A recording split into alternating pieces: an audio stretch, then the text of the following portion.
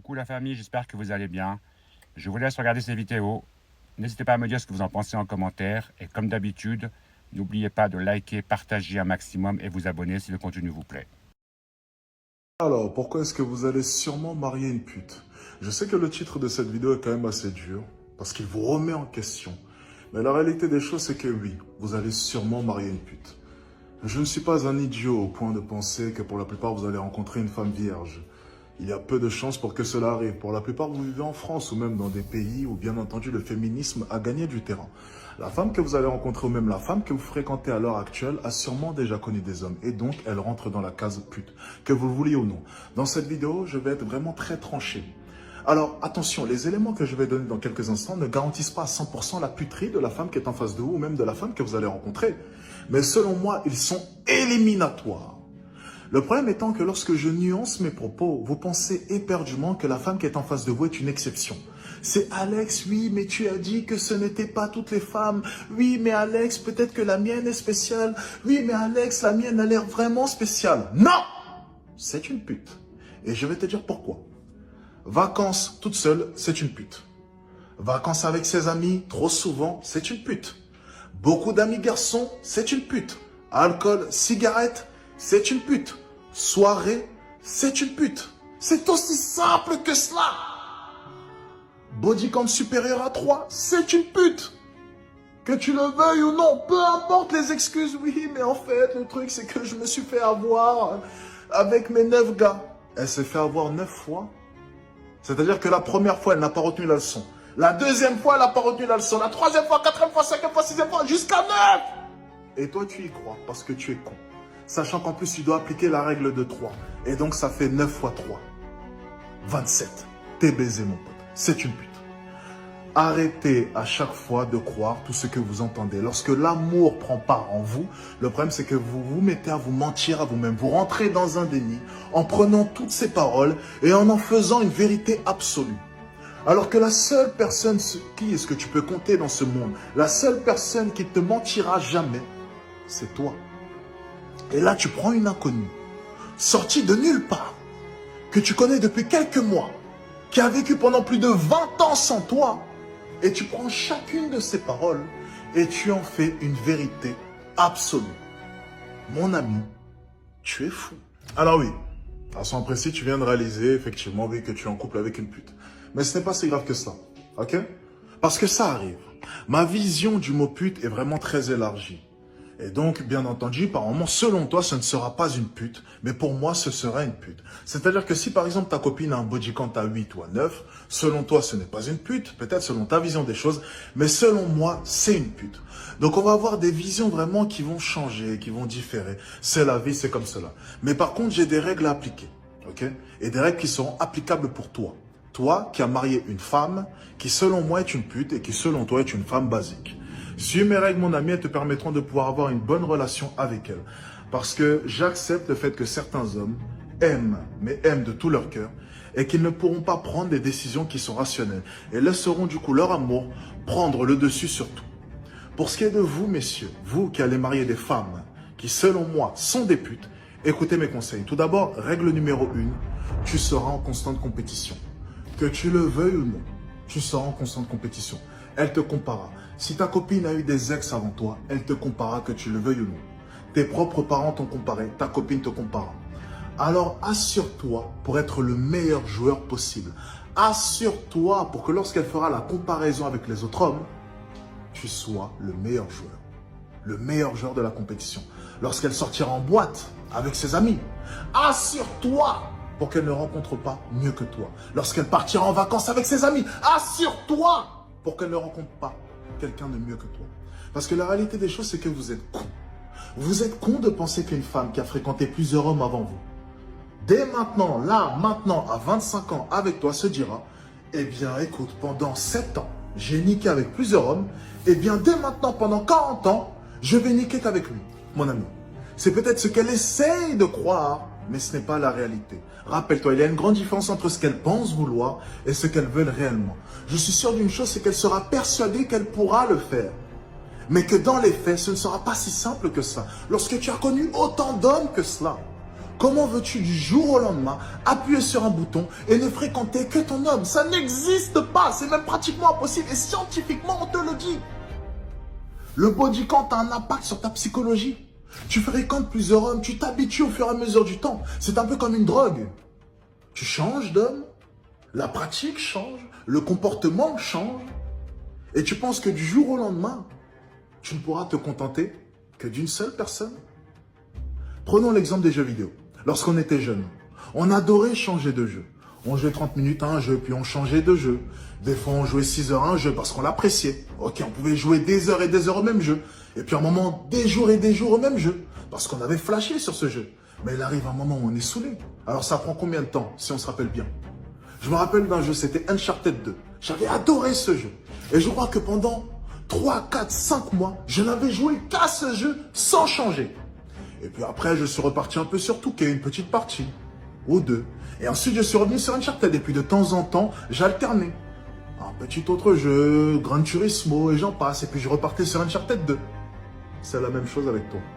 Alors oui, pendant quelques mois, même 1 an, 2 ans, 3 ans, elle pourra se contenter que de toi. Et puis il y a un moment donné où elle se dira, le jeu est fun, mais pourquoi pas essayer un autre jeu? Mais juste une partie. Allez, une petite deuxième, une petite troisième, et là t'es baisé. Alors assure-toi pour être le meilleur joueur possible. Assure-toi pour que ton jeu soit divertissant sur une longue durée. Assure-toi pour que ton jeu ait de nouvelles missions et de nouveaux boss. Assure-toi pour créer un World of Warcraft avec de nouveaux boss et de nouveaux donjons à chaque fois et des extensions chaque mois. Parce que si ce n'est pas le cas, elle ira jouer autre part. Ensuite, conseil numéro 2, déconstruis sa manière de penser. Alcool, vacances avec les amis, boîte. Inculque-lui ta manière de penser. Déconstruit sa manière de penser. Ça, c'est drôle parce que Sandrine Rousseau parle beaucoup d'hommes déconstruits. On doit déconstruire la masculinité. Eh bien, toi, tu dois déconstruire le féminisme. Tu dois déconstruire ces idées de merde. Tu prends toutes ces idées de merde et tu les fais comprendre à quel point est-ce que ces idées sont bêtes. Ces idées sont nulles. Ces idées n'ont aucun sens. Et ça me rappelle un restaurant avec une fille.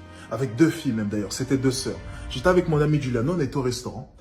Et c'est drôle parce que j'étais en train de faire comprendre à cette fille qu'au bout d'un moment, les vacances avec ta sœur, ce n'est plus possible lorsque tu es en couple. Et puis elles étaient là, mais c'est n'importe quoi, mais non, mais pourquoi est-ce que pour un mec, on arrêterait d'aller en vacances, blablabla. Bla, bla, bla. Je vais poser une question. Tu comptes te marier avec ta sœur? T'as quel âge là maintenant? 28 ans?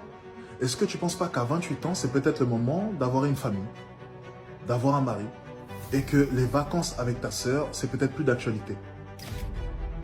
Elle s'est mise à réfléchir, elle a dit, c'est vrai. Déconstruction. Tu dois déconstruire sa manière de penser. Parce que, tu sais, l'alcool, les soirées, ce genre de choses, généralement, on a suivi le mouvement. Ce sont des femmes qui ont vu leurs amis aller en soirée et qui ont suivi le mouvement et qui sont tombées dedans. C'est quelque chose qui se déconstruit très facilement parce qu'elle pourrait te suivre toi. Le but, c'est d'être sa voix, lui indiquer une direction. Tu es l'homme, tu donnes la direction et elle doit te suivre. Tu lui inculques ta manière de penser. Tu essayes de la rendre meilleure. C'est ton but à toi. Et elle, de son côté aussi, elle cherchera à te rendre meilleure. Et tu dois lui faire comprendre, là, de par tes idées, que ce n'est pas la bonne chose à faire. Tu dois lui inculquer ta vision des choses. Tu dois lui inculquer ta manière de penser. Tu ne dois pas avoir peur de lui dire non par moment. Tu ne dois pas avoir peur de lui donner des limites par moment. Je vois trop d'hommes fréquenter des femmes et avoir peur de poser leurs limites et de montrer leur réelle manière de penser. Vous vous écrasez en face de la femme que vous rencontrez parce que vous avez peur de la perdre. Mais une femme veut de ça. Une femme veut d'un homme qui s'affirme. Tu dois t'affirmer. Tu dois te faire respecter. Et tu dois poser tes limites. S'il n'y a pas de limite, ton couple n'ira nulle part. Si elle continue le même mode de vie qu'avant toi, elle finira par coucher autre part. Parce que c'est exactement le mode de vie qu'elle avait avant toi. Donc elle le reprendra, naturellement. Règle numéro 3, écarte-la de ses pétasses de copines. Alors, je vais être tout à fait honnête avec vous. 99% d'entre vous, je parle de ceux qui sont en couple, les copines de votre copine sont des pétasses. Ou même sont des putes, on va le dire très clairement. Écartez-la de ces putains de pétasses. Si tu penses sincèrement que ta copine, qui a fréquenté des pétasses pendant des années, adoptera le bon comportement avec toi et que cela durera dans le temps, sachant éperdument que ces copines pétasses la tenteront à chaque fois, mon ami, tu vis dans un rêve. Petite anecdote, et j'en ai beaucoup, crois-moi. Mon cousin, beachcomber dans le sud de la France, il était à la piscine comme ça. Voilà, il était en train de nager, boum, boum, boum, boum. 2 filles sur une terrasse. Écoute bien l'histoire, c'est marquant. 2 filles sur une terrasse, plus de 30 ans. Et il se décide d'aller draguer une des 2 filles. En draguant une des 2 filles, il échange de contact. Et le soir même, il rencontre du coup cette fille au bar de l'hôtel. Ils finissent du coup dans sa chambre d'hôtel.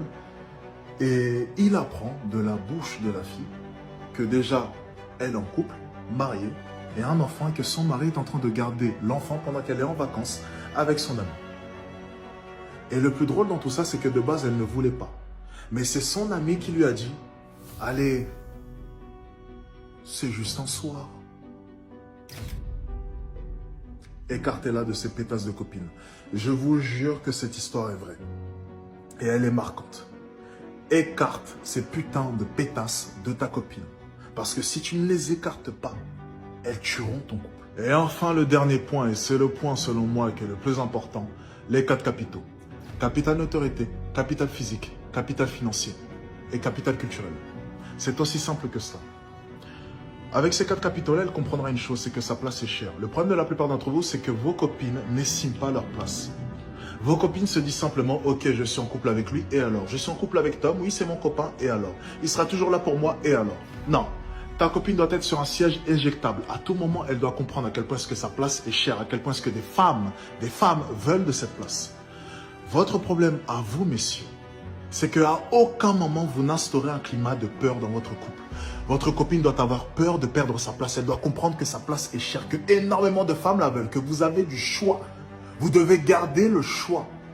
Comment peux-tu être un homme et penser que c'est une bonne solution de faire comprendre à ta copine qu'il n'y a que toi et qu'à aucun moment tu es en danger parce que je ne te tromperai pas, parce que je suis un homme parfait, parce que ce n'est pas être parfait, c'est être une merde. Les femmes ne veulent pas de ce type d'homme. Les femmes ne veulent pas avoir l'impression que leur place est acquise. Les femmes ne veulent pas avoir l'impression que tout est tranquille. Si tout est tranquille, elles chercheront des problèmes autre part, en te cherchant des problèmes à toi ou bien en allant voir autre part. Mon ami, si tu as pensé ne serait-ce qu'une seule seconde qu'il était séduisant de dire à ta femme que oui, mais tu seras toujours là, ta place sera toujours assurée, tu n'as rien compris. Non, ta place ne sera jamais tout le temps assurée. Si tu fautes, tu dégages. Et elle doit le savoir. Elle doit savoir que tu es le type d'homme qui ne pardonne pas. Et ça rejoint du coup un cours qui est très intéressant dans une de mes formations, Schoology 2.0, où je parle du pardon. Doit-on pardonner notre copine lorsqu'elle commet une erreur? Bon. Vous pouvez découvrir ça dès maintenant en cliquant sur le lien qui est en bio. A tout de suite. Alors, pourquoi est-ce que